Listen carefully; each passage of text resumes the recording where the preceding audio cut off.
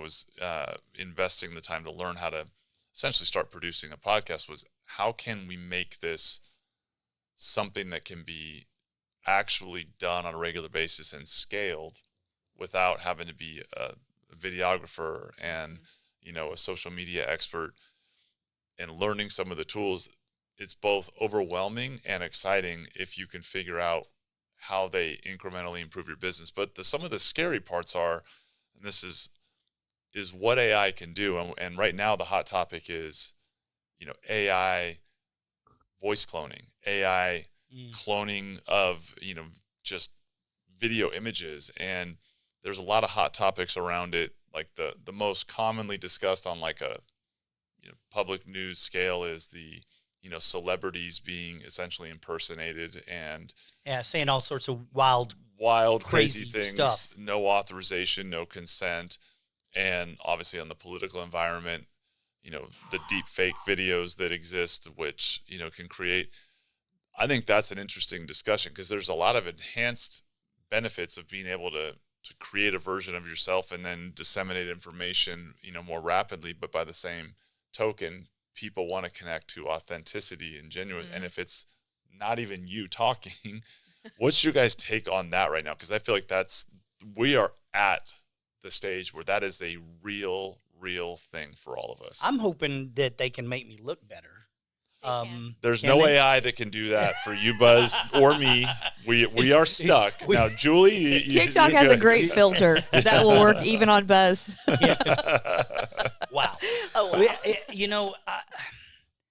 There's so much, and a lot of the conversations is around fraud, and like you said, celebrities say, they have a celebrity endorsing some product that they've never even heard of, or AI generating a song that, is using someone's voice that's a famous singer, so all of those things. And even phone calls being received by someone that's not a someone on the other end. Well, sure. Yeah. We were just having this conversation earlier about families having, code words, safe words, where if you get a call and it's like, I just got a call from mom, but she didn't say the safe word, so I think it was fake. But, so I think that there's a lot of scary stuff out there. But then again, I do think that there's a lot of uses that will come out of this, that is going to be helpful for business, for scalability, for speed, and I think that we're still on the front side of this conversation. For sure. The website escapes me, but there is a company that can take just a still photo of yourself. And this is for all agents or lenders who struggle with video or terrified of video. And they can actually, you put in the text that you want to say, and it will make you talk and put an image of you talking in the video. I mean, I saw it full screen in Florida. We had a convention, and I could not believe how real I looked, which was a little scary, but effective if I didn't want to do video. So how do they get your voice in there? Do they make you read like a certain text that picks up all of the words? Yeah, like a two paragraph text. Paragraphs, and it picks up your voice inflections. It picks up your tone, everything. Accent? Your accent. It picks up everything. You can't even tell it's not me. It was that good. The biggest challenge is that you have to talk like yourself to start with, because most of us, the minute we know if someone's recording us, our voice intonation changes, the way that we deliver changes, and so you just have to read it like yourself, and then it's amazing how close it actually sounds.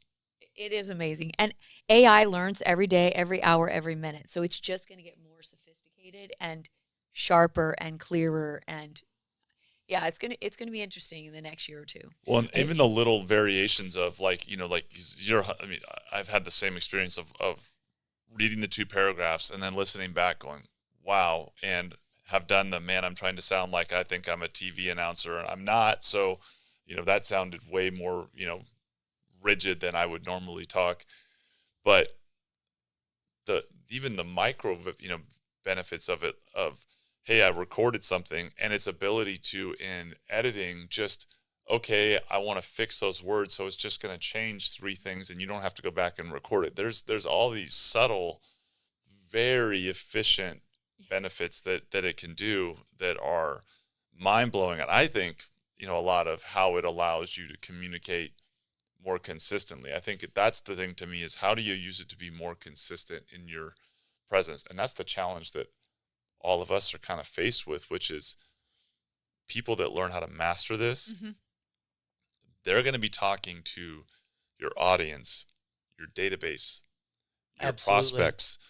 And whereas that maybe was you were competing to talk to them X number of times a year, now you're dealing with situations where they're talking to them daily in a way that if you don't have a game plan around this, you're going to get overrun by someone who's just getting to them sooner. Yeah. So, well, I saw something literally, I got an email from a company, and it's an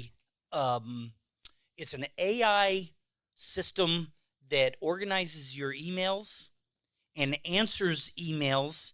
You have some thresholds and some filters, but you won't even have to look at your emails. It'll read the email, interpret it, and then respond as though it was you. So things like that. I mean, it's kind of scary. I know that Sweden right now is going through some legislation, some changes where the country itself, the brand Sweden, they're doing a lot of trademarking and protection of just their own stuff, and it's filtering down through their population where, a lot of countries are starting to talk about, well, maybe we should trademark every single person and their voice so that, that elevates it to where you could actually sue, if someone's trying to capture your likeness